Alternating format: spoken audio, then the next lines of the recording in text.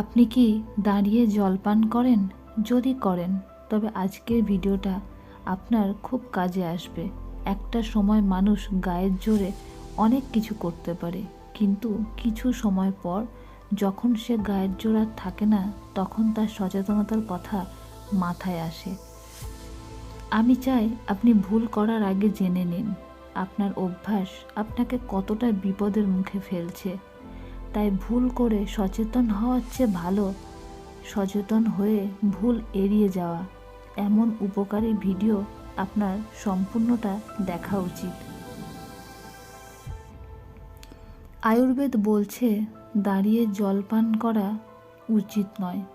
শরীর থেকে বিষাক্ত বজ্র পদার্থ বের করে দিতে এবং শরীরের পুষ্টি বহন করতে জলের প্রয়োজন কতটা সে তো আমরা সকলেই জানি।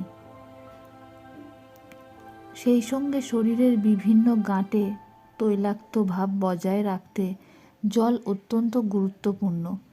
প্রাচীন ভারতের চিকিৎসা ব্যবস্থায় বলা হয়েছে, পর্যাপ্ত জল পানের উপকারিতা তখনই পাওয়া যায় যখন কিছু বিশেষ বিষয়ের দিকে নজর দেওয়া হয়। যারা সাধারণত দিনে 1 কিংবা 2 গ্লাস জল পান করেন, তাদের স্বাস্থ্য সংক্রান্ত সমস্যার মূল কারণ জল কম পান করা। এমনকি এই জল ভুল উপায়ে পান করলেও স্বাস্থ্যের ব্যাঘাত ঘটতে পারে।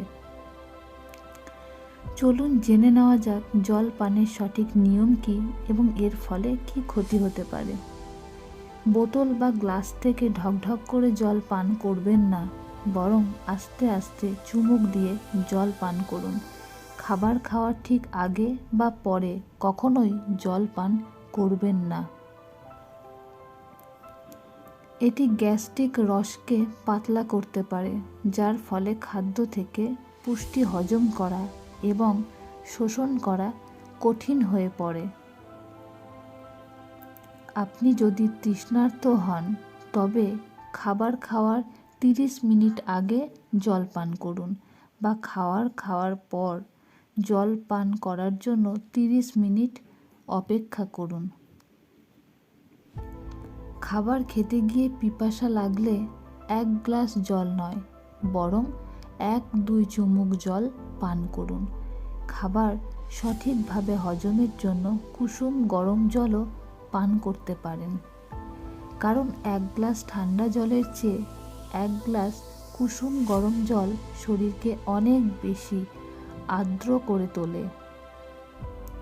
সবচেয়ে বড় কথা, দাঁড়িয়ে জল পানের ফলে যে ক্ষতিগুলি হয়, এবার আসুন সেগুলি সম্পর্কে জানি।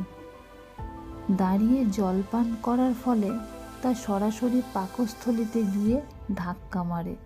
পাচক রসের ক্ষরণ কমে গিয়ে হজমের সমস্যা দেখা দেয়, এমনকি হৃদযন্ত্রের উপরও অতিরিক্ত মাত্রায় চাপ ফেলে।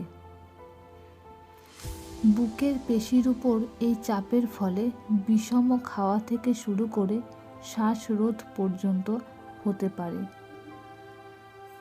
আজকের ভিডিওটি এ পর্যন্তই। ভিডিওটি ভালো লাগলে একটি লাইক করবেন এবং এই রকম গুরুত্বপূর্ণ ভিডিও নিয়মিত পেতে অবশ্যই আমাদের চ্যানেলটি সাবস্ক্রাইব করে রাখবেন।